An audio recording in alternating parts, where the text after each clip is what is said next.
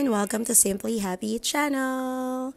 Ayan, na-miss kong sabihin yan kasi matagal na tayong hindi nagba-vlog. Pero ngayon, promise ko sa anak ko kasi bago siya umalis na magva-vlog ulit ako. So, eto na. Sana mapanindigan natin itong vlogging na to. Pero ano nga ba ang pag-uusapan natin ngayon? Well, with this cold weather na it's snowing kanina, pero ngayon huminto na, naisipan kong magkape kahit hindi ako nagkakape. Paminsan-minsan kasi gusto ko nga dahil ang lamig. So gusto ko ng something mainit. And ayun, naisipan kong magchika-chika with you guys. And ano nga bang pag-uusapan natin ngayon? Pag-uusapan natin ay about parenting. Ayan.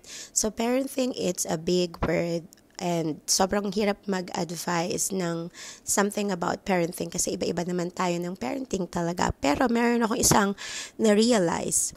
And matagal ko na din tong alam pero ang hirap nitong gawin as a parent. Okay, so recently kasi umalis na nga yung anak ko. So he fly to the US and he's studying there now. So ngayon, hindi ko na siya kasama everyday. And yung na-realize ko nung hinatid ko siya sa airport, yun na pala yun.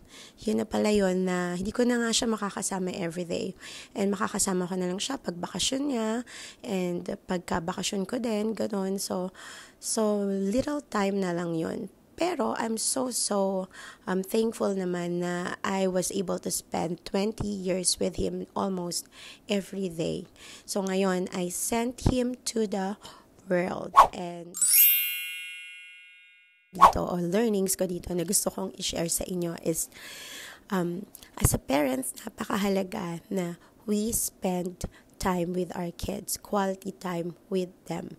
If you have a child or children na maliliit pa, make the most of it na makakapag-spend time with them, makakapag-play kayo with them or be with them, hindi lang yung basta kasama nyo sila tapos nagpo-phone ka or kasama nyo sila pero nasa iba yung isipan nyo, kundi yung spend real time with them. Be present pagkasama nyo sila. Kasi we only have little time to be with them kasi darating at darating talaga yung time na we have to send them to the world na hindi na nila tayo kasama. Sabi nga dun sa isa sa mga favorite Bible verse ko, sabi sa Psalms 127 verse 4, children born to a young man are like arrows in a warrior's hands. So, yung mga anak natin, para yung arrows sa kamay natin. So, yung arrow, hindi naman natin forever hawak-hawak. Darating yung time na kailangan nating i-release yan. So, bago natin i-release, kailangan ihasain muna natin.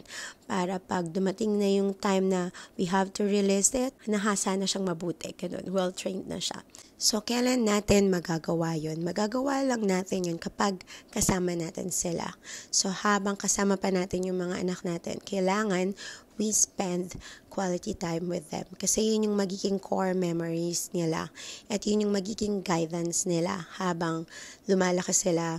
Na maalala nila yung mga time na kasama mo sila, nakakausap mo sila, yung mga advice na mabibigay mo sa kanila, yung mga times na naglalaro sila, those are moments na makakasama natin sila. That is the best things na mabibigay natin sa mga anak natin. So, yun lang yung gusto kong i-share sa inyo. Sana may natutunan ka. Spend time with your child habang kasama niyo pa sila. So, that's it. How do I end this vlog? So, see you on my next vlog. Bye!